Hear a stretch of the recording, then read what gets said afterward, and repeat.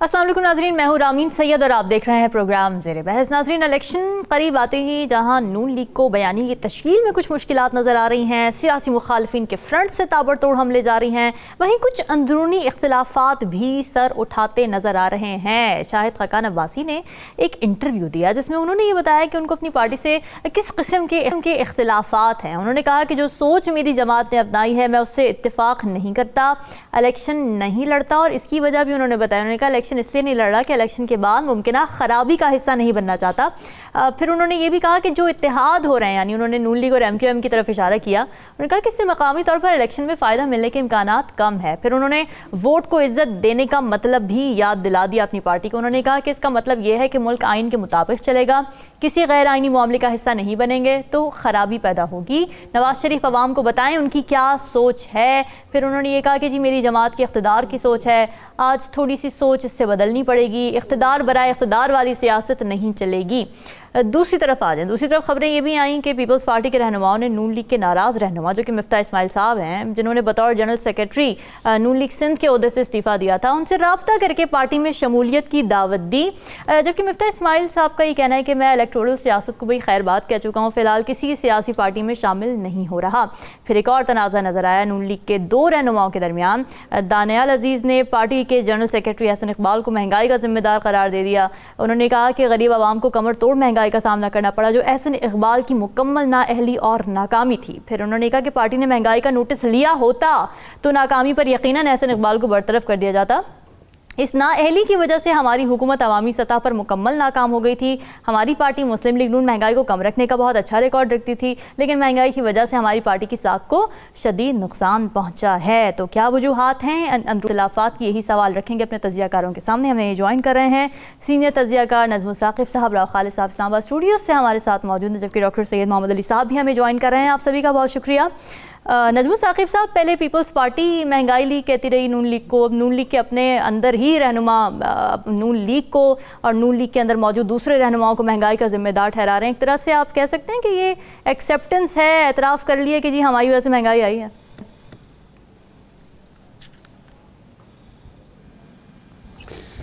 मेरे ख्याल में ये जो आप इख्तिलाफात की रामीन बात कर रही हैं ना, इसमें दो चीज़ें हो सकती हैं कि क्यों कोई शख्स जो है वो इख्तिलाफ राय रखता है, और टाइमिंग वगैरह भी उसमें देखनी पड़ती है कि इस वक्त ही दानियाल अजीज़ साहब को याद आया, या इस वक्त ही मिफ्ता इस्माइल को साहब की तरफ क्यों पीपल्स पार्टी गई, इस वक्त ही क्यों खाकान अब्बासी साहब ने ये बात की। तो टाइमिंग को तो एक तरफ रखते हैं, दो वजूहात हो सकती हैं। एक वजह ये हो सकती है कि पार्टी से कोई उसूली इख्तिलाफ हो, ठीक है, पार्टी से कोई उसूली इख्तिलाफ हो। दूसरी वजह यह हो सकती है कि मेरी शायद अहमियत कम हो गई है, या जो मुझे चाहिए था पार्टी में हाल के लिए और अपने मुस्तकबिल के लिए कि वो मिल नहीं रहा, तो लिहाजा मुझे बात करनी है। और चूंकि मेरे पास तो बहुत सारी बातें हैं करने के लिए, मैं तो पार्टी को अंदर से जानता हूँ, मुझे पता है किस शख्स ने क्या किया, और ख़ास तौर पे वो लोग जिनको अहमियत इस वक्त मिल रही है वो मुझे मिलनी चाहिए थी, वगैरह वगैरह वगैरह। सही। अब ये है कि जब हम देखते हैं तो पता लगता है कि कुछ बड़े समझदार लोग जो हैं वो ठीक वक्त पे उस कश्ती से उतर जाते हैं जिसके बारे में होता है कि जी ये कश्ती डूबने वाली है। दूसरा ये है कि कुछ पार्टीज ऐसी होती हैं जो वो कहते हैं ना कि जब कश्ती डूबने लगती है तो बोझ उतारा करते हैं, तो वो खुद ही उतार देते हैं, और वो लोग रखते हैं जो कि विनेबल्स हैं, जो कि इलेक्टेबल्स हैं, जो कि जीते हुए घोड़े हैं, जिनके ऊपर पता है कि ये। अब इसमें ये चीज़ को पहली दफ़ा थोड़ी हुई है, ये तो जब से सियासत शुरू हुई है इस दुनिया में, पाकिस्तान में नहीं, जब से दुनिया में सियासत शुरू हुई है। अब उसमें जो मैंने पहले बताया ना कि नजरियाती तौर पे इख्तिलाफ हो, ये मेरे ख्याल में वजह नहीं हो सकती। अच्छा, उसकी क्या वजह है? उसकी वजह यह है कि नजरिया कोई हो तो इख्तिलाफ करे आदमी, कोई नजरिया ऐसा हो जिससे इख्तिलाफ करे, तो आप देखेंगे तो इख्तिलाफ है ना कि कोई नजरिया नहीं नजर आ रहा, कोई बयानिया नजर नहीं आ रहा। इख्तिलाफ बाबा किस चीज से आप यानी इख्तिलाफ कर रहे हैं? आप इससे इख्तिलाफ कर रहे हैं कि भाई मुझे मेरी अहमियत नहीं मिल रही, मसलन दानियाल अजीज साहब की, और जो आपने नारोवाल का सारा हिसाब किताब बताया, वहां के लोग जानते हैं। अच्छा, अब ये है कि जो एक और चीज चल पड़ी है ना इस इख्तिलाफ के साथ, वो ये है कि मैं देख रहा हूं कि टीवी स्क्रीन्स पे जो है ना वो लोग आ रहे हैं और बातों बातों में अपनी कन्वेंसिंग कर रहे हैं, तो चैनल्स वाले जो है उनको ये ख्याल रहे कि जो प्रेस कॉन्फ्रेंसेस शुरू हो गई है ना बहुत सारी, जी। ये बातों बातों में वो कन्वेंसिंग कर रहे हैं और बता रहे हैं जी हमने फलां वक्त ये किया, फलां वक्त ये किया। इस सिलसिले में सिर्फ 1 मिनट लूंगा आपका जी। ये जो कहते हैं ना कि जी हमने माजी में ये किया, पुल बना दिए, मोटरवे बना दी और फलां फलां फलां, तो उनसे ये दरखास्त है कि अगर आपके मैट्रिक में बहुत नंबर आए थे तो इसका मतलब ये नहीं है कि आप बीए भी पास कर लेंगे। तो ये वक्त इस वक्त का है, इस वक्त बताएं आपके पास आइंदा आने के लिए क्या लाहे अमल है। और फिर ये कहना, ये इस वक्त की मेरी आखिरी बात, फिर ये कहना कि हमारे वक्त में ये मोटरवे बनी, हमारे वक्त में जो है वो पाकिस्तान न्यूक्लियर बन गया, पाकिस्तान ने ये कर दिया, इतनी सड़कें बन गई, इतनी स्कीमें हमने शुरू कर दी, इतनी हमने चीजें खरीद ली। मुझे ये बताइएगा कि आपने ये जो पुल बनाए, ये जो आपने सड़कें बनाई, ये जो आपने मोटरवे बनाए, ये क्या अपने पैसों से बनाए? आप ये क्यों भूल जाते हैं कि जिनको आप तुर्रा इम्तियाज समझ रहे हैं कि जी ये हमने ये किया वो किया माजी में, वो मेरे राव साहब के, मोहम्मद अली साहब के, रामीन के और आप जितने पाकिस्तानी हैं उनके पैसों से आपने बनाया। तो जरा कोई अपनी बयानियां बदलिए, कोई तरीका ऐसा बताइए कि जिसमें, क्योंकि आजकल की अवाम आपकी इन बातों में नहीं आएगी। ये मेरी बात लिख लीजिए। ये जो आप कह रहे हैं ना अवाम हमारे साथ है, भाई किस बिरते पे आपके साथ है? तो उसमें यह बड़ा जरूरी है देखना कि अगर आपने कोई काम माजी में किया है तो वो आपकी जिम्मेदारी थी, वो आपने अपनी जेब में से पैसे नहीं निकाले, वो अवाम के पैसे थे जो अवाम पे लगे। अब उस पे भी कई किस्म की शिकायत हैं, उस पे भी कई किस्म के इल्जामात हैं, उनकी भी बात कीजिए। और एक लीडर जो होता है ना रामीन, वो जब जाने लगता है तो वो ये कहता है कि मैं ये काम नहीं कर सका, मुझे अगर मौका मिलता तो ये एक काम भी मैं कर लेता। वो इन बातों की तरफ इशारा नहीं करता कि ये लिस्ट है मेरी, मैंने इतने काम किए। वो कहता है कि ये काम रह गए हैं, अल्लाह ने अगर मौका दिया तो आइंदा आने वाली हुकूमत में, या जो आइंदा आने वाली हुकूमत आ रही है वो ये काम भी कर ले। ये दयानतदारी होती है उस लीडर की, और उस चीज की बड़ी सख्त जरूरत है पॉलिटिक्स में। यहाँ पे सही बात है ये, लेकिन अब बात हो रही है कि जी सारे इकट्ठे बैठे हैं आके, कौमी हुकूमत की भी बातें हो रही हैं। राव खालिद साहब, क्या लगता है आपको, क्या वजह है नून लीग के इतने सरकर्दा रहनुमा, सीनियर तरीन रहनुमा पार्टी के इस वक्त जो रिसेंट सिनेरियो है, जो बयानियाँ बनाने की वो कोशिश कर रहे हैं, उससे किनारा कशी इख्तियार करते नजर आ रहे हैं, उसको बल्कि कंडेम करते भी नजर आ रहे हैं। शाहिद खाकान अब्बासी साहब ने ये बोला है कि मैं इस सोच से इख्तिलाफ करता हूं जो इस वक्त पार्टी की है। ये एक डिलेमा नहीं है, पार्टी को सोचने का ये मकाम नहीं है कि वो जरा नजर सानी करें कि क्या वजह है कि ऐसे अहम तरीन रहनुमा दूर हो रहे हैं हमसे?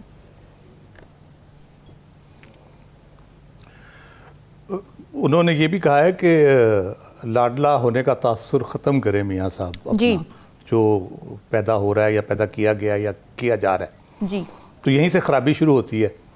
अब वो जो लाडला होने का तस्वुर वो दे रहे हैं या लोग दे रहे हैं या उनके हामी लोग या कोई भी हमारे जैसे तजिया निगार दे रहे हैं, वहाँ से खराबी पैदा हो रही है बुनियादी तौर पे। अच्छा, तो ठीक है, दे दिया आपने कि जी बड़ा इत्तेहाद भी बन रहे हैं, PMLN के साथ लोग आ रहे हैं, इलेक्टेबल्स भी शायद शामिल हो रहे हैं या हो जाएंगे, और उसके बाद उनकी अदालतों से रिहाई भी हो रही है। लेकिन मसला ये पैदा हो रहा है कि इन सारे चीज़ों के बावजूद लग ये रहा है कि PMLN के अंदर जो लोग हैं मौजूद, वो कन्विंस नहीं हो पा रहे कि ये वाकई कोई लाडले हो गए हैं या वाकई इनके लिए कोई एहतमाम किया जा रहा है या अगली हुकूमत यही बनाएंगे। तो ये जब इस किस्म की सूरत हाल होती है ना, तो सियासतदान बड़े सियाने होते हैं, वो फिर बड़ा मुश्किल हो जाता है पार्टी के अंदर लोगों को इकट्ठा रखना। फिर वो जो कहते हैं ना डड्डुआ दी पंसेरी, कि मेंढकों को जब आप तोलेंगे तराजू में तो कैसे तोल सकेंगे, वो कभी कोई इधर निकल जाता है उछल के, कभी उधर निकल जाता है उछल के। तो उस किस्म की चीज़ हो रही है। अच्छा, एक इनकी कोई कह ले कि क्रॉनिक भी है, जानशीनी की थी पहले, अंदरून खाना जो चल रही थी, हमजा आगे आएगा, मरियम आगे आएगी, शहबाज शरीफ साहब वज़ीर आज़म बनेंगे, शाहिद खाकान बन गए, तो वो चल रही थी। उसके बाद दूसरे फेज़ में जहानशीनी की शुरू हुई कि ओहदा किसके पास होगा, मरियम के पास होगा तो चौधरी निसार और खाकान अब्बासी नहीं होंगे उस पार्टी में, फिर वो नहीं बैठेंगे वहाँ पे, ओहदे नहीं लेंगे। तो ये चल रहा था ऑलरेडी, राइट। लेकिन अभी ये मज़ीद बढ़ेगा अगर ये तासुर ये कायम रहा कि PMLN जितने भी दावे कर रहे हैं, मियाँ साहब या उनके हवारी जितने भी दावे कर रहे हैं लाडला होने के या अगली हुकूमत बनाने के, तो वो कोई बहुत ज़्यादा उसमें कन्विंसिंग पावर नहीं है इस आर्गूमेंट्स में उनके। तो फिर ये टिकटों की तकसीम पे मजीद अभी झगड़ा इनका बनेगा। ये शाहिद खान अब्बासी या मिफ्ता इस्माइल या दानियाल फॉर दैट मैटर, उन्होंने जो बयान दिया महंगाई के हवाले से, किसको नहीं पता, वो बयान ना भी देते तब भी सबको पता था। सही बात है। लेकिन ये वो कहते हैं ना, खुए बदरा बहाना बस यार, जब लोगों ने इधर उधर होना होता है तो वो फिर कोई ना कोई जवाब ढूंढना शुरू कर देते हैं। तो उसके साथ साथ जो ज़मीनी हकायक है उनको, जो इलेक्टेबल्स है वो भी उसको मद्देनज़र रखते हैं। उनके अपने वोट ज़रूर होते हैं, लेकिन वो देखते ये है कि फ़िज़ा क्या है इस वक्त, मेरे हल्के में जो ज़ोर है वो किस पार्टी का है, किसको वोट ज़्यादा मिल सकते हैं, वो भी उसी की बुनियाद पे फिर डिसाइड करते हैं। इसलिए ये मसाइल ये हैं, बस तमाम सियासी जमातों के हैं। PMLN के ज़रा ज़्यादा हैं क्योंकि उनके पिछले कुछ अरसे से वो स्टेबलाइज नहीं कर पाए पॉलिटिकली अपने आप को, और ख़ास तौर पे ये 16-18 महीने की हुकूमत ने तो बिल्कुल ही उनका बेड़ा गर्क करके रख दिया एक तरह से। तो इसलिए उनके चैलेंजेस ज़्यादा हैं। लेकिन जिस दिन वो ये तासुर मजबूत हो गया और लोग कन्विंस हो गए कि मियाँ नवाज शरीफ ही वज़ीर आज़म होंगे या PMLN ही हुकूमत में आएगी, तो फिर ये मसाइल भी ख़त्म होते चले जाएंगे। लेकिन ये इलेक्शन की तारीख अनाउंस होने के बाद मेरा ख्याल है एक दफ़ा ये मसाइल बढ़ेंगे, जल्दी से कम नहीं होने लगे। जी ठीक है डॉक्टर साहब, क्या पार्टी अपने डेमोक्रेटिक क्रेडेंशियल्स लूज़ कर रही है और यही वजह है कि नज़रियाती जो लोग मौजूद थे पार्टी में वो अब इख्तिलाफ करते नज़र आ रहे हैं? बहुत शुक्रिया जी। देखिए, मेरी सोच थोड़ी सी मुख्तलिफ है। मैं ये समझता हूँ एज ए पॉलिटिकल साइंटिस्ट कि जैसे जैसे इलेक्शन करीब आते जाएंगे, बुनियादी तौर पे ये जो तमाम आप सरगर्मियां देख रहे हैं, बयानात देख रहे हैं, इसका कॉन्टेक्स्ट जो है वो एक बेसिकली ऑब्वियसली इख्तिदार की और अपॉर्चुनिटी की जंग है। अभी चूंकि आपने देखा टिकट्स की तकसीम होने वाली है मुस्तकबिल करीब में, तो उसमें ये आप क्या पोस्चरिंग कर रहे हैं वो मैटर करती है। और मैं पार्टली एग्री करूंगा, जैसे एम्बेसडर साहब ने कहा कि आप ये बताना चाह रहे हैं कि जी आपको उतनी अहमियत नहीं दी जा रही जितनी आप डिजर्व करते हैं, या पार्टी लीडरशिप ये समझती है कि आप अपनी दूसरी जानिब अपनी वैल्यू को ओवर एस्टिमेट कर रहे हैं और हो सकता है हमारे पास और ऑप्शंस भी हों। तो ये बेसिकली बार्गेनिंग है प्रोसेस जो कि हर पार्टी के अंदर टिकटों की और सीटों की एलोकेशन और तकसीम से पहले होता है। मेरी नाक़िस राय में, मैं अगर इसको ऑब्जेक्टिवली कंपेयर करूं जो डायनामिक इस वक्त पीपल्स पार्टी में है, हालांकि ऑब्वियसली उसका स्ट्रक्चर मुख्तलिफ है, लेकिन मेरे ख्याल में ये ज्यादा इंटेंस पीपल्स पार्टी में है as compare to Noon league for one reason. देखें, क्या मैं उसकी अपने आर्गुमेंट के जवाब में 3 दलाइल दूंगा। पहली बात ये है कि देखिए, जो जितना अरसा शहबाज शरीफ साहब ने हुकूमत की, आप मुझसे बेहतर जानती हैं कि तमाम अहम फैसले उन्होंने नवाज शरीफ साहब से मुशावरत के बाद किए, वजीर आजम होने के बावजूद। तो मैं बिल्कुल फ्रैंक बात कर रहा हूं कि वो कोई बाइख्तियार वजीर आजम नहीं थे, ठीक है। लेकिन अगर आप पीपल्स पार्टी की पावर डायनेमिक्स देखें तो आपको खुल के नजर आ रहा है कि कई मामलात में जो बिलावल साहब हैं वो कुछ मामलात पे इख्तिलाफ करते हैं, और पब्लिकली जरदारी साहब ने रिकॉग्नाइज किया है कि उनके दरमियान इख्तिलाफात मौजूद हैं, ठीक है। तो बात यह है कि वहां पे जो पावर स्ट्रगल की नौयत है वो मुख्तलिफ है। वो बिलावल साहब जिस तरह चैलेंज बाज दफा करते हैं, एक अपना मिजाज है। हो सकता है कि जो जरदारी साहब है वो ज्यादा टैक्टफुल, मैच्योर और केयरफुल पॉलिटिक्स करना चाहें, इनका अंदाज मुख्तलिफ है। लेकिन वो डायरेक्टली जरदारी साहब, तो हम क्या ये कह सकते हैं आर्गुमेंट के बेसिस पे कि पीपल्स पार्टी ज्यादा डेमोक्रेटिक है और नून लीग उतनी डेमोक्रेटिक नहीं है, बिकॉज वहां पे इख्तिलाफ नहीं पनप सकता और पीपल्स पार्टी में पनपता है इख्तिलाफ। मैं स्ट्रक्चर जो बता रहा हूँ ना, मैं स्ट्रक्चर बता रहा हूँ, दोनों का डिफरेंट है। आप कभी मरियम नवाज को या शहबाज शरीफ को डायरेक्टली पार्टी मीटिंग के अंदर नवाज शरीफ को चैलेंज करने का तस्वर नहीं कर सकते। बिल्कुल ठीक है। तो बात दरअसल ये है कि ये और उनको ये पता है कि ये पार्टी जो है ना, ये PML नून है, और नून से नवाज शरीफ बनता है। पीपल्स पार्टी जरदारी ग्रुप नहीं है ये, बात समझ रहे हैं आप? ठीक है। तो वहां पे पावर स्ट्रगल ज्यादा इंटेंस है, लेकिन पब्लिक में इतनी नहीं आती। यहाँ पे जो बार्गेनिंग, यहाँ पे जो आपको ये डायनामिक नजर आ रही है, वो बेसिकली सीट एलोकेशन और टिकट्स के हवाले से हैं, क्योंकि जो पोजीशन और रवैये का पब्लिकली मिफ्ता इस्माइल और अब्बासी साहब ने मुजाहरा किया है, उसके बाद ऑब्वियसली वो कॉन्फिडेंट नहीं है कि शायद उनकी पार्टी उनको कोई अहम ओहदे के लिए आगे कंसिडर करे। तो that's how I see it. चलें, ठीक है नाज़रीन, डिस्कशन का सिलसिला जारी है, वक्त एक ब्रेक का।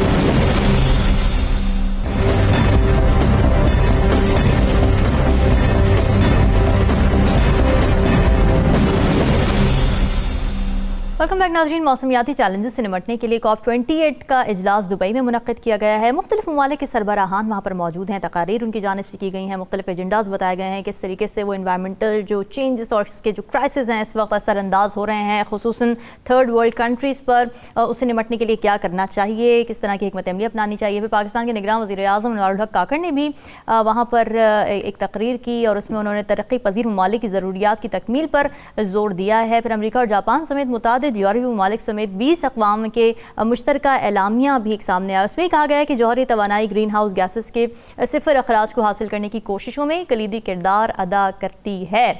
तो क्या इसके आउटकम हो सकते हैं, क्या इस कॉन्फ्रेंस की सिग्निफिकेंस है, इसी पर बात कर लेते हैं। राव खालिद साहब, क्या आउटकम एक्सपेक्ट कर सकते हैं हम इस कॉन्फ्रेंस का, और जिस तरह की तकारीर जो प्लेजेस किए गए हैं उसकी सिग्निफिकेंस आप कैसी देख रहे हैं? देखिए, ये वो कह रहे कि तकरीब कुछ तो बहरे मुलाकात चाहिए, इस किस्म की मुझे कॉन्फ्रेंस लग रही है। अच्छा। क्योंकि इसमें जो बुनियादी तौर पे देखा जा रहा है वो है कि 2015 में जो पेरिस एग्रीमेंट हुआ था, जी जी, उसमें टारगेट्स जो रखे गए थे, हाँ जी, उसमें जो टारगेट्स रखे गए थे 2030 तक या आगे जो भी उसके हैं अचीव करने हैं, तो वो किस तरह से अचीव होंगे, उसमें कैसे उनको यानी पॉसिबल, और क्या प्रोग्रेस क्या है उनके ऊपर। Right. At the same time हम देखते हैं कि जो पेरिस एग्रीमेंट है उसके बारे में कहा जाता है कि इट्स हाईली एम्बिशियस और वेग ऑन डिटेल्स। ठीक है। जिस माहिदे के बारे में इन्होंने आज गौर व खौज करना है, उसके अपने बारे में शुकूक व शुबहात हैं कि ये एम्बिशियस तो बड़ा है, लेकिन जो तफसीलात हैं उसमें, और जो दूसरे मुल्क हैं, पाकिस्तान जैसे मुल्क हैं, अफ्रीकन कुछ कंट्रीज़ हैं, कुछ और जहाँ पे ये प्रॉब्लम्स मौजूद हैं, उनके बारे में तफसीलात भी नहीं है, कोई फोकस नहीं है उस तरह का उनके ऊपर।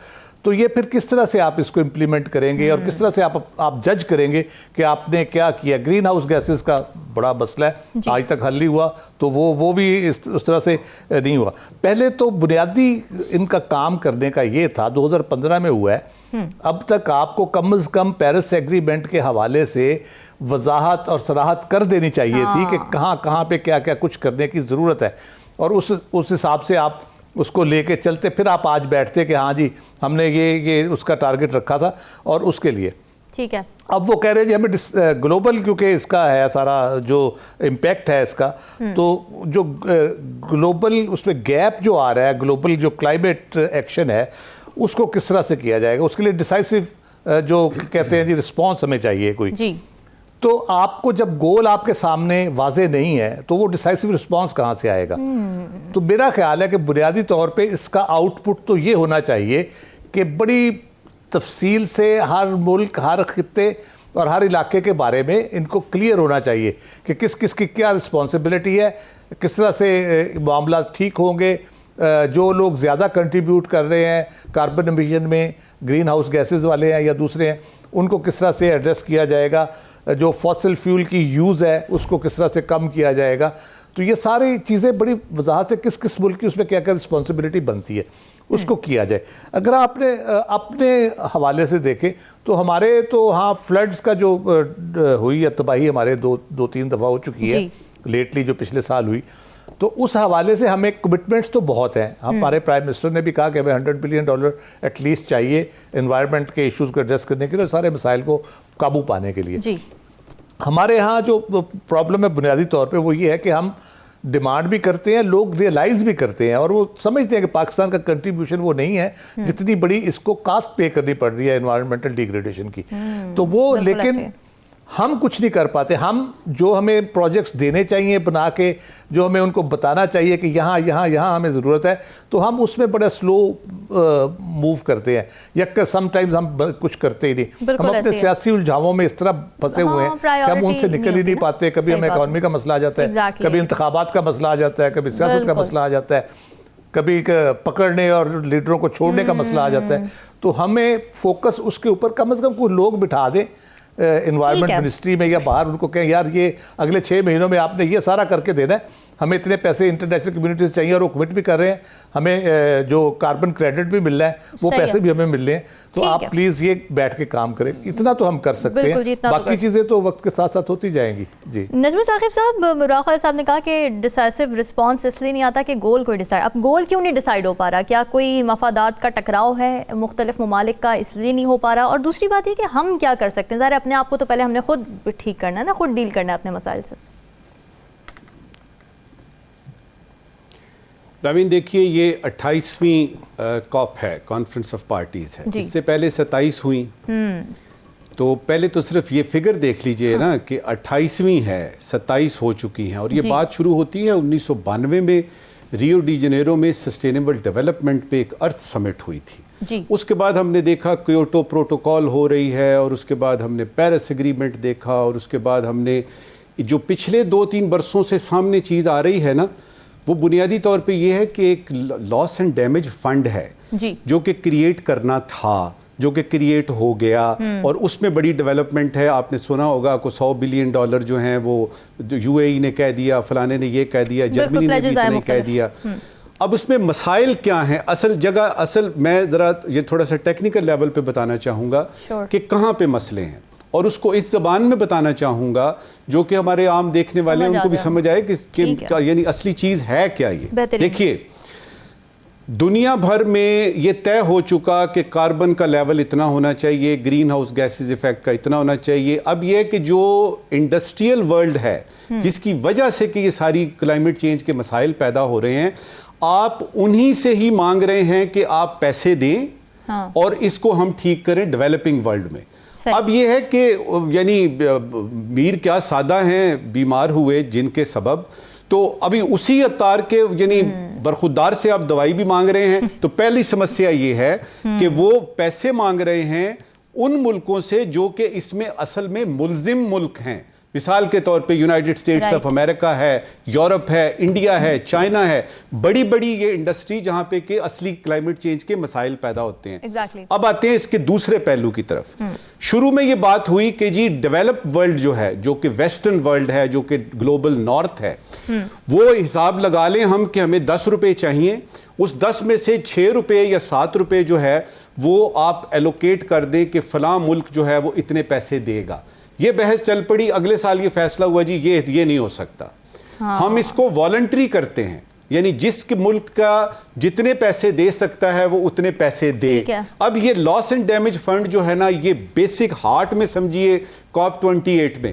अब इसके बाद आएगा कि अगर ये वॉलंटरी हो गया तो डिसबर्समेंट किस फॉर्मूले के तहत होगी, किस मुल्क को कितना मिलेगा, और उसमें यह है कि कौन कौन से प्रोजेक्ट किन किन चीजों के ऊपर वो होगा। अब आते हैं पाकिस्तान की तरफ। ये मैंने आपको बताया ये बुनियादी मसला है, टेक्निकल लेवल पे इस पे बहुत सारी ऐसी चीजें हैं जिनके बारे में बात की जा सकती है। अब आते हैं पाकिस्तान की तरफ। बिल्कुल, पाकिस्तान में क्लाइमेट चेंज, एनवायरनमेंट जो है ना, वो उसके बारे में अगर आप जानना चाहते हैं कि हमें कितनी परवाह है या गवर्नमेंट लेवल पे जो है वो कितना इसको अहमियत दी जाती है, तो सबसे पहले तो मैं ये देखूंगा, आपको बताऊंगा कि 22 ग्रेड में एक ऑफिसर जब आता है ना फेडरल गवर्नमेंट में, तो उसको फेडरल सेक्रेटरी बनाते हैं। आप उसको बना दें फाइनेंस सेक्रेटरी, देखें कितने मिठाई के डब्बे जाते हैं। आप उसको बना दें यानी federal secretary climate change ministry का, यकीन कीजिए पुरसा दिया जाता है। अच्छा, कि यार ये भी कोई मिनिस्ट्री है जिसमें तुम आ गए हो। ये मैं आपको बता रहा हूं, आपकी जो पाकिस्तान की जो अप्रोच है कि उसमें किसी सेक्रेटरी को आप कहे जी कि आपने क्लाइमेट चेंज मिनिस्ट्री में जाना है, वो कहेगा यार इससे बेहतर आप मुझे OSD बना दें। ये है पहली बात। दूसरी बात, जो कि अच्छी बात है। जो मैं दो बातें अच्छी बताना चाहूँगा जो कि हुई हैं और जिनके के आइंदा आने वाले बरसों में अच्छे असरात होंगे, हमारा इंप्रेशन जो है वो ठीक तरह से जाएगा। इससे पहले हम सिर्फ यानी स्पीचेस करते रहे हैं, डिबेट्स करते रहे, हम जाके वहाँ तकरीरें करते हैं, जी पाकिस्तान ये चाहता है, पाकिस्तान ये चाहता है। उधर से सवाल आता है भाई कैसे करेंगे, उसके बाद हम कहते हैं जी कि आप पैसे देंगे तो करेंगे। तो आपका एक बना है नेशनल अडेप्टेशन प्लान NAP, ये अभी हुआ है। उसके बाद आपने एक स्ट्रैटेजी बनाई है कि इस क्लाइमेट चेंज को किस तरीके से हमने नबरदाजमा होना है, और उस सिलसिले में फाइनेंस में भी क्लाइमेट चेंज वाला एलिमेंट आ गया है जो कि IMF की रिक्वायरमेंट है। ठीक है, अब मुझे सिर्फ ये है कि आपने अगले सैलाब आने हैं, पिछले सैलाब के अभी जो जिनीवा में हुए थे हिसाब किताब अभी तो पता ही नहीं है, प्रोजेक्ट नहीं आपने किए, वो पैसे वहीं के वहीं पड़े हैं। आपने क्या करना है, क्लाइमेट चेंज का एक रखें आप बाहर वाला एलिमेंट के जी दुनिया के साथ हम बात कर रहे हैं, दुनिया में ये करेंगे। आपके घर में अगर सैलाब आता है, आप क्लाइमेट चेंज के जो असरात मुरतब हो रहे हैं आपके अपने मुल्क में, उसके लिए आपने खुद कुछ करना है। और ये मैं आपको बड़े वसूख से बात बता रहा हूं कि अगर आपको पाकिस्तान के अवाम की और ख़ास तौर पे उन लोगों की जिन पे के गर्मी का, बहुत ज़्यादा गर्मी का, बहुत ज़्यादा सर्दी का, या सैलाबों का, या अर्थक्वेक से जो जल्जले आते हैं, इनका असर होना है, अगर आपको उनकी वाकई परवाह है ना, तो अपने बजट में रखिए उतने पैसे। अब एक और यानी इस वक्त की आखिरी बात, ठीक है, अब होता यह है कि उधर से पैसे आते हैं, आपको एलोकेट किए जाते हैं, को $846 मिलियन अब तक मिल चुके हैं, यानी पिछले 16 बरस में पाकिस्तान को। मुझे नहीं पता वो कहां खर्च हुए। ठीक है, सवाल ये है कि आपके पास जब पैसे आते हैं तो आप उनको यानी स्टेट बैंक में दिखा के जी अब इतने पैसे हमारे पास आ गए हैं, स्टॉक एक्सचेंज ऊपर चला गया जी, डॉलर आ गए। बाबा वो किसी मकसद के लिए आए हैं, और अगर आपने अभी उनको गलत इस्तेमाल किया तो अगली दफा दुनिया 1000 दफा सोचेगी, और दुनिया इस वक्त 5000 दफा सोच रही है। तो बॉटम लाइन क्या निकली, दयानतदारी से काम कीजिए, जिस मकसद के लिए जो पैसे एलोकेट होते हैं उसी मकसद के लिए कीजिए, और जहां तक क्लाइमेट चेंज के असरात का ताल्लुक है उस पे खुदा के लिए अपनी मदद आपके तहत काम शुरू कीजिए। डॉक्टर साहब, हमें खुद भी कुछ करना होगा या बस हम यही इंतज़ार करते रहेंगे कि मगरबी ममालिक कंपनसेट करें, जिसकी वजह से ज़ाहिर है हमें नुकसान उठाना पड़ रहा है, वो ठीक है, लेकिन हम क्या कर सकते हैं फिर इस मामले में? जी बिल्कुल, मैं एग्री करता हूँ आपसे कि हमें जो आलमी और दाखिली सतह पे जो गैर जिम्मेदाराना इस्तेमाल है हाइड्रोकार्बन्स का, उसके मुज़िर असरात को घर पे तो पहले खुद मैनेज करना है, पहली बात, और उस पर मैं आता हूँ। लेकिन जो बात अभी रखी गई उसको मैं 4 उसके अहम पहलू आपसे शेयर करूंगा। देखें, एक तो एक नजरियाती पहलू है या नॉर्मेटिव पहलू है, तमाम कवानीन की पाबंदी होनी चाहिए और सबको जो है कार्बन एमिशन को कंट्रोल करना चाहिए वगैरह वगैरह। जो जिन ममालिक को नुकसान हो रहा है इस कार्बन एमिशन से उनकी मदद करनी चाहिए, ये उसूली बात है, ठीक बात है। लेकिन हकीकत जो है वो इससे जो मुख्तलिफ है उसकी वजूहात 4 हैं। पहली बात ये है कि दुनिया में इस वक्त पावर जो है, पावर स्ट्रक्चर वो कोई इक्वल तो नहीं है, ठीक है, नंबर 1। और नंबर 2, जो वसाइल हैं यानी कि एनर्जी के रिसोर्सेज, वो भी रियासतों के दरमियान इक्वल नहीं है।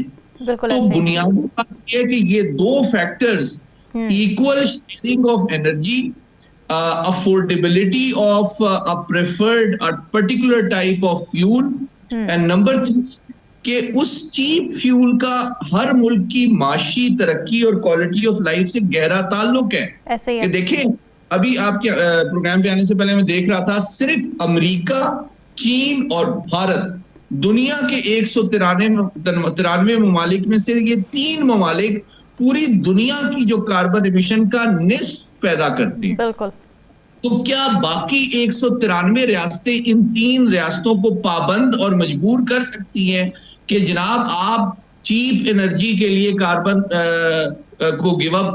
प्रोड्यूसिंग फ्यूल को गिव अप कर दें ताकि बाकी दुनिया का मौसम और माहौल और मसाइल हल हो जाएं? ऑब्वियसली आपके पास ये कैपेसिटी नहीं है। ये है कि जिन ममालिक ने पिछले चंद 100 साल में चीप और एनवायरमेंटली बैड फ्यूल को इस्तेमाल करके तरक्की भी की है और अपनी क्वालिटी ऑफ लाइफ को और अपनी कॉस्ट ऑफ प्रोडक्शन को कम रखा है। बुनियादी बात यह है कि अनफॉर्चुनेटली ऑल्टरनेटिव फ्यूल के ऊपर शिफ्ट करने में जो दो मामलात माने हैं वो ये हैं कि चूंकि वो अभी उतना कॉस्ट इफेक्टिव नहीं है जितना कि कोयला है या तेल है या गैस है, ठीक है। अभी आप और मैं पाकिस्तान में मेरे ख्याल में कितने फीसद लोग हैं जो गैस को इस्तेमाल करते हैं ना खाना बनाने के लिए और साथ ही साथ हरारत पैदा करने के लिए, गीजर जलाने के लिए। क्या हमारे कोई इस तरह का प्लान हुकूमत ने बनाया है कि जनाब गैस की इंडस्ट्री को तो जरूरत है क्योंकि आपने फर्टिलाइजर बनानी है या आपने स्टील मिल्स चलानी है, लेकिन हम आवाम को, कंज्यूमर को गैस से अल्टरनेटिव किसी फ्यूल पे शिफ्ट करने की एक कौमी जामिया लॉन्ग टर्म पॉलिसी बनाएं। तो जब तक आप प्रैक्टिकल, अफोर्डेबल, टाइमली अल्टरनेटिव अपने इलेक्शन मैनिफेस्टो में इस तरह की चीजें आनी चाहिए ताकि लोग एक संजीदगी से प्रैक्टिकल मामलात को देख के अपने वोट का हक का इस्तेमाल करें। और जब आप लोगों को अफोर्डेबल, एक्सेसिबल और टाइमली अल्टरनेटिव नहीं देंगे, लोग कैसे इस तमाम चीजों को पे शिफ्ट कर जाएंगे। बिल्कुल ठीक बात है। नाज़रीन, डिस्कशन का सिलसिला जारी है, वक्त एक ब्रेक का, स्टे विद अस।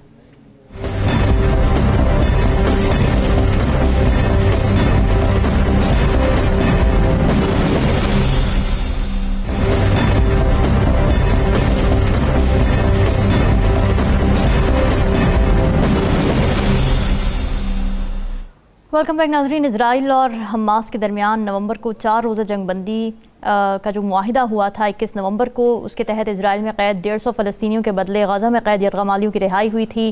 फिर 50 महसूर इलाकों में इंसानी इमदाद पहुँचाने की इजाज़त दी गई थी। आर्जी जंगबंदी की मुद्दत अब ख़त्म हो चुकी है, जिसके बाद 1 दिसंबर 2023 से इजराइल ने गज़ा में दोबारा हमले शुरू कर दिए हैं और एक इंसानी अलमिया जन्म ले चुका है। नजमुल साकिब साहब, मुस्तकिल जंगबंदी की तरफ मामला क्यों नहीं जा पाया, क्या रीज़न्स हैं? बुनियादी चीज़ ये है कि जब ये 7 अक्टूबर को शुरू हुआ तो उस वक्त भी आप ही के प्रोग्राम ज़ेरे बहस में उसके बाद जो 2-3 मरतबा इस पे बात हुई और हमने ये कहा कि ये जंग उस वक्त बंद होगी जब इज़राइल के तमाम अहदाफ पूरे हो जाएंगे। उसमें पहला हदफ है कि इस इलाके को, इस गज़ा की पट्टी को डीपॉपुलेट करना है, इसमें से लोग निकालने हैं। अच्छा। और उसके बाद दूसरा ये है कि इसकी जो मुहासरा है, जिसको हम सीज कहते हैं, जो कि पिछले 16 बरस से चल रही है पार्शल, उसको आपने कंप्लीट सीज करनी है और उसके बाद को टेंट सिटी टाइप चीज़ बना देनी है कि ये ठीक है, आप इसी इलाके में रहें और आप ये। तीसरा उसका हदफ है जो कि नेतन्याहू साहब का अपना ज़ाती दाखिली है कि उन्होंने अपने आइंदा आने वाले इलेक्शंस, आइंदा आने वाली सीट को मुकम्मल करना है और वो बताना चाहते हैं कि जी देखें, ये हिसाब किताब जो है ना, ये अगर ये हमारे पे बात आएगी इजराइल, ये वो no 2 state solutions etcetera. Right. अब उसमें आते हैं कि जो बेसिक मकसद है इजराइल का, वो हमें पता लगता है। एक शख्स है, उसका नाम है एंटनी लोवेंस्टाइन जी। ये सिडनी में रहता है, एक बहुत अच्छा राइटर है, खुद भी ज्यू है। इसने एक किताब लिखी द पैलेस्टीन लेबोरेटरी। वो अमेरिकन इसको लेबोरेटोरी कहते हैं, तो वो ये द पैलेस्टाइन लेबोरेटरी। अच्छा, उसमें वो क्या कहता है? मेनली वो ये कहता है कि इजराइल ने, जो कि एक टेक्नोलॉजी में नंबर 1 पे या नंबर 2 पे दुनिया में आती है, इसने अपना स्पाईवेयर बेचना है, इसने अपने नाइट विजन इक्विपमेंट बेचना है, इसने अपने वेपन्स बेचने हैं जो कि ज़्यादातर अरब ममालिक में या बाकी दुनिया में ख़रीदे जाते हैं। अब उसको बेचने के लिए वो ये बताना चाहता है कि ये वॉर टेस्टेड हैं। ये देखिए, ये फुटेज देखिए, अगर ये वाला आप हमसे एलिमेंट, ये वाला वेपन खरीदेंगे तो वो इतनी तबाही मचा सकता है। अच्छा, याद रहे कि नजमू साकिब नहीं कह रहा, मैं फिर से कहूंगा, एंटनी लोवेंस्टाइन उसका नाम है, उस किताब का नाम है दी पैलेस्टाइन लेबोरेटरी, और ये खुद एक ज्यू है जो कि सिडनी में रहता है, ऑथर है। अच्छा, उसके मुताबिक अगर उसकी थ्योरी को लिया जाए तो उसमें यह है कि इजराइल आमतौर पे होता है ना, आपने अपना असला बेचना है, आपने अपना कारोबार करना है, तो आप ये करते हैं कि जी ये देखिए, ये हमारा है और ये हमने टेस्ट कर लिया, और एक साथ एक बुकलेट होती है। इजराइल बकौल इसके, इजराइल क्या कर रहा है? इजराइल ये कर रहा है कि जी ये देखिए फुटेज, ये वाला यानी वेपन जो है वो आप इस्तेमाल करेंगे तो इस तरह की तबाही हो सकती है। तो इसमें बिजनेस का पहलू उसने निकाल के हमारे सामने रखा है। अच्छा। कितनी देर तक ये जंग चलेगी, ठीक है, मैं तो क्या कोई भी नहीं बता सकता, लेकिन हमने ये देखा कि इस दफा हमास ने हमला किया, वो इसलिए हमला किया कि अब्राहम अकॉर्ड हो गए, मुस्लिम ममालिक ने इजराइल को तस्लीम करना शुरू कर दिया। और फिर जब इजराइल और KSA सऊदी अरेबिया की बात आई तो उन्होंने कहा कि अब तो बिल्कुल ही बात खत्म हो जाएगी, तो इसको थोड़ा सा दुनिया को बताते हैं कि ये मसला है, इंसानी अलमिया है रामीन, और इस पे हम मुसलमान ही नहीं, पाकिस्तानी नहीं, पूरी दुनिया मुत्तफिक है। और सबसे ज्यादा ज्यूज कहते हैं कि इसको बंद बिल्कुल ऐसे कीजिए। है। अब इजराइल के अहदाफ यूं समझिए कि 90% पूरे हो गए हैं। थोड़े दिनों के बाद ये जो आप सुन रही है ना, ट्रूस हुआ, ये थोड़ी देर के लिए रुक गया, शायद दुनिया जो है वो मजबूर कर दे इजराइल को कि वो इस दहशतगर्दी को, इस जेनोसाइड को खत्म करे। लेकिन मसला वहीं रहेगा, अगर एक भी फलस्तीनी जिंदा है तो मसला फलस्तीन जिंदा है। नंबर 2, आप किसी आईडीए को तो, आप किसी बंदे को तो मार सकते हैं, आईडीए को नहीं मार सकते। और फलस्तीन कश्मीर की तरह एक आइडिया है। ठीक है, बिल्कुल माइंडसेट नहीं खत्म हो सकता, आइडियोलॉजी नहीं मरती। राव खालिद साहब, आपको क्या लगता है एंड गेम क्या है इजराइल की, अगर बात की जाए, चीफ क्या करना चाह रहा है वो? देखिए, इजराइल तो जो भी है अचीव करना चाह रहा है, वो बार बार उसने ये की है, जारहियत की है, जेनोसाइड की है वहाँ पे सारी।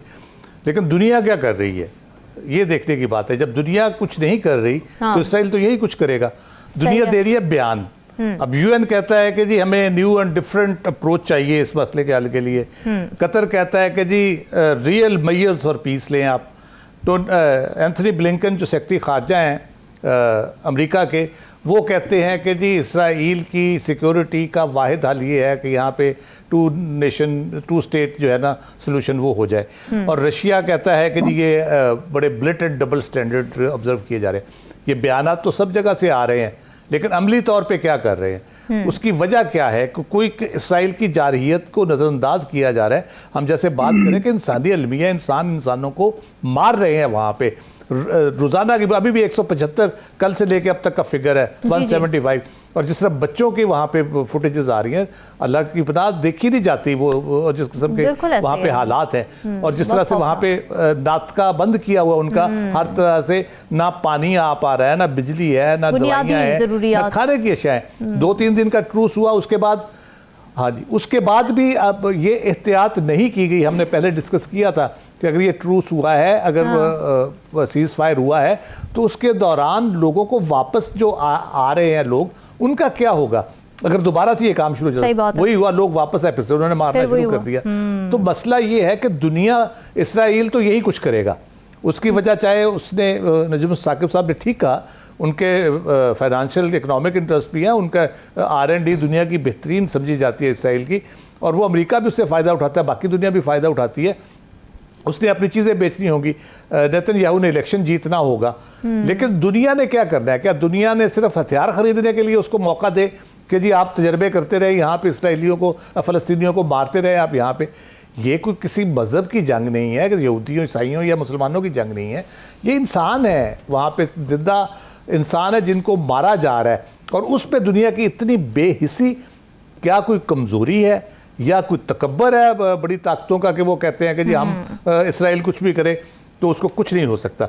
और मुझे सबसे ज़्यादा अफसोस ये है कि हम एज अ पाकिस्तानी, हम फ्रंट लीडर होते थे इसमें, हमेशा सबसे आगे होते थे इस मामले के ऊपर। अभी हमारा रिस्पांस भी बयानात की हद तक तो ठीक है जो हम रूटीन में बयान देते हैं, लेकिन जिस तरह हम OIC वगैरह में सबसे पहले पहुंचते थे और करते थे, वो हम भी कुछ थोड़े से स्लो उस पर जा रहे हैं। तो साथ साथ OIC को तो अल्लाह ही हाफ़िज़ है। फिर अगर इसी मकसद के लिए बनी थी और उस मकसद को ही वो हल नहीं कर रहे और उस पर बात नहीं कर रहे, उस पर कोई प्रेशराइज नहीं कर रहे, जोर नहीं डाल रहे, और इसराइल घिरा हुआ है पूरे OIC के ममालिक से, थोड़ा सा वो अपना प्रेशर डाले तो एक दिन के अंदर, 24 घंटे के अंदर वो इसराइल को खामोश करा सकते हैं, या कम से कम फोर्स कर सकते हैं कि वो जेनोसाइड बंद करे। बाकी अपनी जगह पे वो ऑपरेशन छोटे मोटे लगा रहे उसमें, लेकिन टारगेटेड ऑपरेशन कर ले। लेकिन इस तरह की कहीं पे भी जाके बम मार दो, कहीं पे चीज़ें गिरा दो, तो मेरा ख्याल है कि बड़ी शदीद कमज़ोरी भी है आलमी ताकतों की, और शायद कोई कुछ लोग इससे कोई और मकासद भी हासिल करना चाहते हैं। डॉक्टर साहब, ये अमेरिका का क्या चक्कर है? कमाला हैरिस साहिबा, वाइस प्रेसिडेंट यूएसए, वो ये कहती हैं कि जी हम तो कंडेम करेंगे जबरी नकल मकानी की बिल्कुल इजाज़त नहीं दी जाएगी गज़ा के अंदर से, फिर गज़ा का जो मुहासरा है उसकी इजाज़त नहीं दी जाएगी, मगर साथ ही वो ये भी कह देते हैं कि जी लेकिन इजराइल को अपने दिफा का पूरा हक़ हासिल है। ये कहाँ लाई कर रहे हैं इस वक्त अपने पॉइंट ऑफ व्यू में? ये क्या प्रो इजराइल हैं, प्रो, क्या समझ नहीं आ रहा कुछ? बिल्कुल जी, मेरा चूंकि ये सब्जेक्ट है तो मैं आपको मुख्तसरन बता देता हूँ। देखिए, 3 चीजें आपके सामने रखता हूँ। पहली बात ये है कि मुझे नहीं पता कि हमारी शायद मेमोरी बहुत छोटी है, इसलिए मतलब इसमें नई बात क्या है। मैं बहुत ब्लंट बात करने लगा हूँ। पहली बात ये है कि आप देखें कि बोस्निया की जंग में 1 लाख शहादतें हुई थी। अभी आप पाकिस्तान में किसी से पूछें, उनको पता ही नहीं होगा। मैं उस टाइम कॉलेज में पढ़ता था, मुझे याद है। अच्छा, अभी आप वॉशिंगटन पोस्ट की स्टोरी पढ़ लें, गूगल पे मौजूद है कि वॉर ऑन टेरर में वॉशिंगटन पोस्ट के मुताबिक, स्टेट डिपार्टमेंट की असेसमेंट के मुताबिक 46 लाख, कितने 46 लाख 4.6 मिलियन हलाकतें हुई हैं वॉर ऑन टेरर में। तो और ये भी आप जानती हैं कि वॉर ऑन टेरर पूरी की पूरी मुस्लिम दुनिया में ही लड़ी गई। बिल्कुल। और आप शायद इससे भी वाकिफ हैं कि 46 लाख तो टेररिस्ट नहीं थे ना दुनिया में। Exactly. तो उस पर तो हम तशवीश का इजहार नहीं करते। ये पहला पहलू है। दूसरी बात ये है कि इस जंग में नई बात क्या है? इस जंग में कोई नई बात नहीं है। 1948 से लेके अभी तक जो इसराइल की फलस्तीन के हवाले से पॉलिसी है, जिसका कुछ हिस्सा एम्बेसडर साहब ने बताया, वो 3 ऑब्जेक्टिव्स पर मुश्तमिल है और उसमें आज तक कोई तब्दीली ना आई है। और बदकिस्मती से मुस्लिम दुनिया की तशवीश और आलमी कवानीन और आलमी करारदादों के बावजूद अभी तक कोई आने की उम्मीद भी नहीं है। और वो 3 पहलू हैं। पहली बात ये कि फलस्तीनियों की हर जनरेशन की नस्ल कुशी करना। नंबर 2, आपने उनको बेदखल करना अपनी जमीनों से। नंबर 3, उन बेदखली जमीनों के ऊपर नई सेहूनी पूरी दुनिया से यहूदियों को ला के आबादकारी करना। तो मुझे ये बताएं कि अक़वाम मुत्तहिदा, आलमी करारदादें, मुसलमान ममालिक की तशवीश, कंडेमनेशन, OIC ने क्या पिछले 75 साल में इसराइल की इस पॉलिसी पे कोई असरअंदाज हुए? बिल्कुल भी नहीं हुए हैं। अब हम आते हैं आखिरी बात के इस दफा फर्क क्या है? फर्क सिर्फ ये है कि thanks to media, social media, अब ये आपको वो हकायक और वो इमेजेस आपके घरों में, आपके फोन पे आ रहे हैं जो आपको पहले पता ही नहीं होता। बिल्कुल ऐसे ही है। तो आपकी तशवीश है और इस वजह से आप मुजाहरे वगैरह कर रहे हैं। और ये जो बयानात आप बाइडेन साहब के, कमिला साहिबा के या लिंकन साहब के देख रही हैं, उसका मकसद कोई इसराइल के साथ अमेरिका के ताल्लुकात में कोई तब्दीली नहीं आ रही। वो सिर्फ अपने पब्लिक सेंटिमेंट को थोड़ा पैसिफाई करने के लिए ये बयान दे रहे हैं। हकीकत में America completely economically, politically, diplomatically, militarily Israel के साथ शाना बशाना खड़ा है। तो डॉक्टर साहब, ये मामला रुकेगा कहाँ जाके? सीज फायर आप होती देख रहे हैं अनकरीब, और किन टर्म्स पर हो सकती है? हासिल क्या करना चाहता है इजराइल इस वक्त? मैं आपको बता देता हूँ कि अभी अगले महीनों या हफ्तों में ये जंग कैसे चलेगी। ये जो अभी 4 दिन 5 दिन का लल आया था, इसका भी फायदा स्ट्रेटेजिकली अगर देखा जाए तो इसराइल ने ज्यादा उठाया है। ठीक है, 1:3 की रेशो से फलस्तीनियों ने यहूदियों के मुकाबले में 3 गुना फलस्तीनी आजाद करा लिए। लेकिन उसी दौरान लोग इस बात को इग्नोर कर रहे हैं क्योंकि सारा फोकस गजा पे है। आप देखें कि वेस्ट बैंक में 3000 फलस्तीनी उन्होंने मजीद गिरफ्तार कर लिए ताकि आइंदा बार्गेनिंग में हमारी पोजीशन बेहतर हो जाए। और उनके 2 वॉर के इस वक्त फौरी तौर पे ऑब्जेक्टिव हैं, जो कि नेतन्याहू साहब क्लियरली कह चुके हैं कि जनाब तमाम यहूदियों को आजाद कराना हमास से, और दूसरा हमास की जंगी इस्तेदाद का खात्मा। तो मुझे नहीं लगता कि ये दोनों मकासद कोई बहुत मुश्किल है। अच्छा, और क्या लगता है आपको कि रोल कौन प्ले कर सकता है अल्टीमेटली इस सारे मामले में? देखें, बुनियादी तौर पे इसराइल की कॉस्ट ऑफ वॉर और कॉस्ट ऑफ ऑक्यूपेशन बढ़ाएगा अगर कोई मुल्क या तंजीम, तभी वो मजबूर होगी जंग बंदी पे या पॉलिसी को चेंज करने पे। देखें, ये भी एम्बेसडर साहब आपको बेहतर बताएंगे। मैंने पहले भी कहा कि ये जंग बंदी नार्जी है और ये नापायदार बिल्कुल इस वजह से होगी, 3 वजह से। क्योंकि इस निगोशिएशन में 3 फंडामेंटल चीजों को किसी ने कोशिश भी नहीं की और बिल्कुल कोई कामयाबी नहीं हुई। जंग बंदी इटसेल्फ इंपॉर्टेंट नहीं है। जंग बंदी के बाद अगर रिजम्पशन भी हो रही है वायलेंस की, तो क्या वो नॉन डिस्क्रिमिनेटरी है? देखिए, उन्होंने उन ममालिक इसराइल को पाबंद नहीं कर सकते कि जनाब आप अगर यूज ऑफ फोर्स भी कर रहे हैं तो जेनेवा कन्वेंशन के मुताबिक, अक़वाम मुत्तहिदा की करारदादों के मुताबिक और इंटरनेशनल लॉ के मुताबिक सिविलियंस को, बच्चों को, औरतों को, अस्पतालों को, मसाजिद और चर्चेस को निशाना ना बनाएं। ये तक आप पाबंद नहीं कर सकते हैं। दूसरी बात, क्या आप ऑक्युपाइड टेरिटरी से अपनी अफवाज गजा से निकालेंगे इस कॉन्फ्लिक्ट के बाद या नहीं? इस तरह की कोई बात इसराइल ने नहीं की। तीसरी बात कि क्या आपने शुमाली गजा से जो 11 लाख फलस्तीनियों को बेदखल करके जनूब की जानिब धकेला है, क्या उनको वापस आके रीसेटलमेंट अलाउ करेंगे या नहीं? इसराइल को इस पे भी किसी ने अभी तक पाबंद नहीं किया। तो इन तमाम हक़ाइक़ के पेश नजर यूं लगता है कि बुनियादी तौर पर, जिस एम्बेसडर साहब ने कहा, नेतन्याहू साहब चाहते हैं कि वो दोबारा हुकूमत में आए और वो ये बयानियां बताएं कि देखें 75 साल में जिसने कोई काम नहीं किया मैंने कर दिया, मैंने आधा गजा फतह कर दिया, मुझे हुकूमत में लाए, मैं बाकी भी फतह कर दूं। बिल्कुल, ये बड़ा अफसोसनाक मामला है और आलमी बरादरी का किरदार इस बड़ा अहम है और देखना ये है कि आगे जाके इस मामले को सेटलमेंट की तरफ किस तरह लेके जाया जाता है। नाज़रीन, डिस्कशन आपने सुनी, हमें दीजिए इजाज़त। अल्लाह हाफ़िज़।